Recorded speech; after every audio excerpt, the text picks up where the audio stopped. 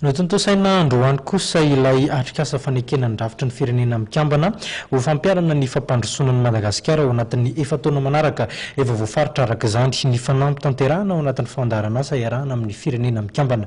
Vola Stefana Razafimandimby no mitondra ny tatitray. Ampidina ny tapatrana lanila ho 700 isanjato amin'ny taona 2024 raha toka roma amin'ny 500 isanjaton'ny malagasy no miaina izany raha ny antotanisa amin'ny taona 2024. Ampiakatra ho 500 isanjato hatramin'ny taona 2024 ny fampiasam-bola-panjakana eny anivon'ny vondrom-bahoaka itsinjaram-pahefana raha 5 isanjato fotsiny izany ny taona 2024 ary anitatra ny fahazoan'ny olom-pirenena amin'ny foto-dravitra saratsa sosialy fototra toy ny hopitaly. Ireo no fanampy telo izay napetraka ao anatin'ny dravitra ny firenena mikambana ho fanampiana amin'ny fampandrosoana eto Madagasikara na ny Undaf ao anatin'ny efataona manaraka dia ny taona 2024 hatramin'ny taona 2024. Nandray anjara tamin'ity atrikasa fanekena ny dravitra ny firenena mikambana ho fanampiana amin'ny fampandrosoana eto Madagasikara ity ny ministera isan-tsokavy ny voakasika amin'ny fanatanterahana tetikasa ho fampandrosoana irana amin'ny firenena mikambana. Anisan'ny ao anatin'izany ministera ny fampianarana, ministera ny fambolena, ministera ny fahasalamana, ministera ny tontolo iainana ary ministera ny toe-karena sy ny tetim-pivoarana.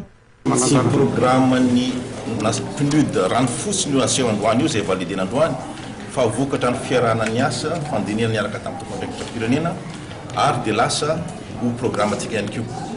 Mariko eto fa araka ny kabarona atao teo zany dia ny Undaf 2015-2019 izay manana atao hoe axe anankitelo dia ao ny voalohany zany dia ny accès au revenu, ny faharoa ny resaka gouvernance ary ny fahatelo dia ny accès au service de base essentiel ho an'ny olona marefo dia hitatsika taratra amin'ny programme gouvernementantsika ihany koa.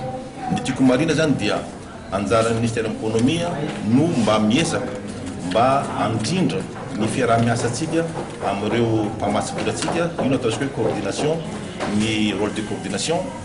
Ny faharoa manaraka ihany koa dia mba hananatsika fomba fijery lafitrezaka amin'ny resaka fampandrosoana dia mety mba hananatsika izay plan national de développement zay dia miainga amin'izay ny anitsitsika izay mety famatsim-bola ho azitsika ary indrindrandrindra mba hifandrify ny zavatra ilaitsika sy ny zavatra omeny ireo firenena ireo.